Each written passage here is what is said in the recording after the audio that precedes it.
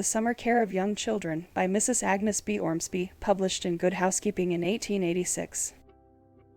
It goes almost without saying that it is more difficult to guard the health of young children in warm weather than in cold. We have but to see that a child is thoroughly protected against winter cold, without much regard to the differing degrees of intensity, while in summer the varying heats and dampnesses often render our climate tropic one day and cold the next. Such variations are trying to the delicate organizations of children, especially of babies, and the greatest care must be used to protect them and at the same time enable them to grow and gain strength. The food, the clothing, and the air breathed are our tools to work within. In the wise management of them are our safeguards. The most perfect food for a baby is its own mother's milk, always provided the mother is healthy, not overworked nor excessively nervous, and not, like Martha, troubled with much serving. The milk of such mothers is apt to make colicky babies, and in that case baby is far better with some preparation of milk or other food which can be relied upon to be always the same. Care and judgment alone will determine the particular form of food which will agree with each individual child. But once a food is found reliable, keep to it alone and do not allow yourself to change from one sort to another except under medical advice.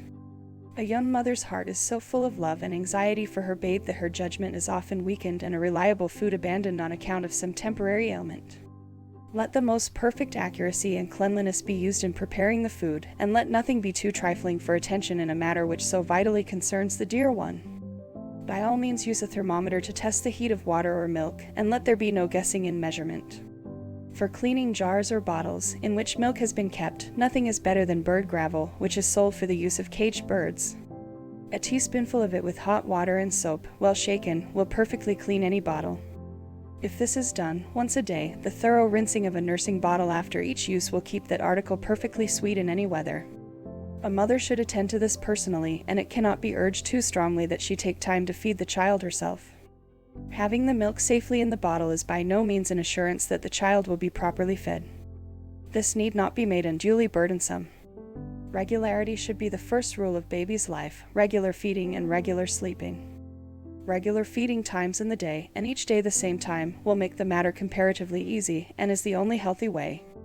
In my own experience, and that of sickly children of my friends, I have found peptonized milk from a new milch cow, not Jersey, whose milk is too rich, a healthful, easily digested food.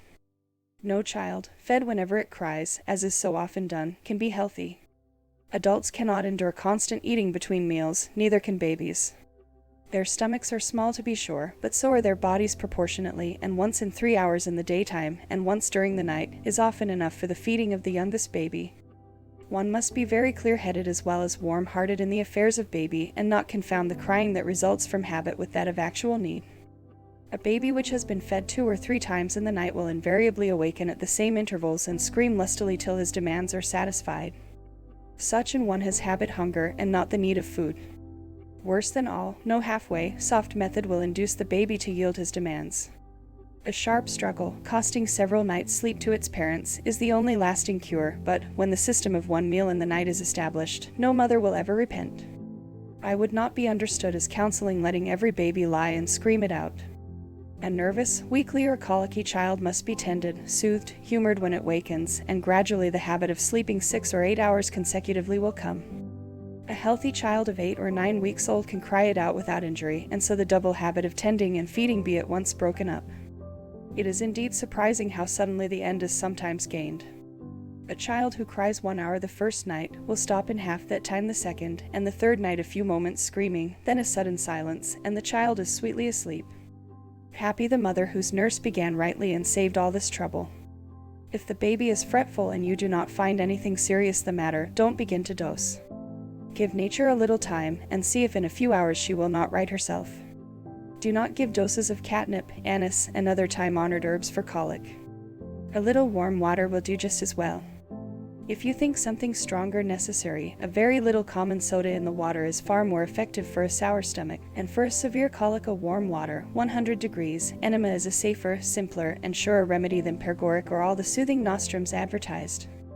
Above all, if you need help, get it from a good doctor and follow his advice. Now let us see about the deposed baby, as Dickens has phrased it. A baby of a year or a year and a half old should have reached a diet of nearly solid food by gradually increasing the proportion of milk. It is not best to hurry this change in the theory, which the reader may often hear advanced, that the quicker you get a child to eating just what anyone else eats the better, is utterly fallacious. The second summer of a baby's life is often called its hardest. Wait till you get through the second summer. Oh, the second summer is the worst of all, are the doleful comfort often given.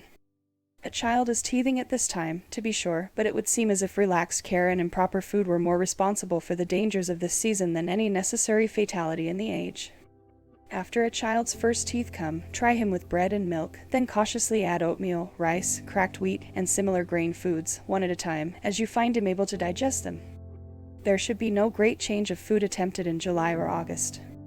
Whatever agrees with a year-old child in June should be continued the following 2 or 3 months. A lady who believed this carried her plump, rosy but teething baby through the second summer in a city boarding house on 3 meals a day, of bread and milk alone, without an ill day. But her hard-heartedness afforded a constant topic to her fellow boarders.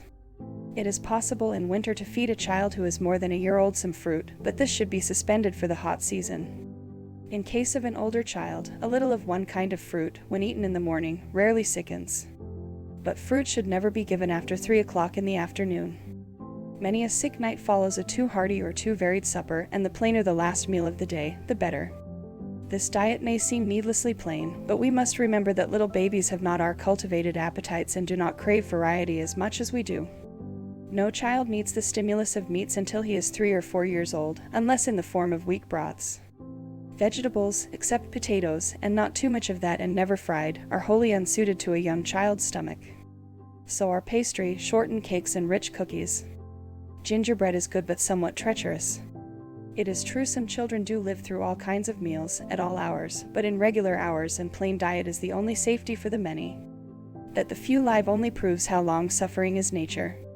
It seems to be generally understood that a child's body should have a coat of flannel next to his skin, and this is well, but it is almost as dangerous to wear wet woolen as wet cotton, and in that condition is many a little baby on a hot summer's day. His little shirt is wet with perspiration, and then his mother takes him into the doorway to get a breath, and a severe cold is taken. Keep the shirt dry even if you have to change at noon and at night, and do not let there be a constant wet spot over the chest from dribbling. A bit of oil silk just under the dress will help this.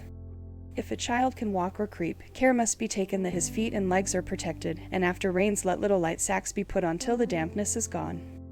Don't overload the child with clothes and don't let anything be damp. Your rooms must be fresh and airy, but it is foolhardy to put a child in a direct current. Let baby be set a little aside. A baby ought to be kept as cool as possible and, to this end, should not be held in the arms or on a feather pillow, which heat the little body constantly. A hair pillow, or one of straw covered with rubber cloth under the pillowcase, is far better. There seems to be some danger of keeping children out of doors too much in summer. The sun beats down far hotter than we imagine, and the little ones in their restlessness are heated to a roasting degree, to say nothing of the baby in the carriage, who rests on a pillow. They should be in our shaded rooms or piazzas through the heat of the days, and there amuse themselves with the many restful games mother can invent, or the stores sell. I am well aware that these suggestions mean work and constant forethought, but these are trifles beside the agony of grief when we find ourselves convicted of disastrous carelessness and ignorance.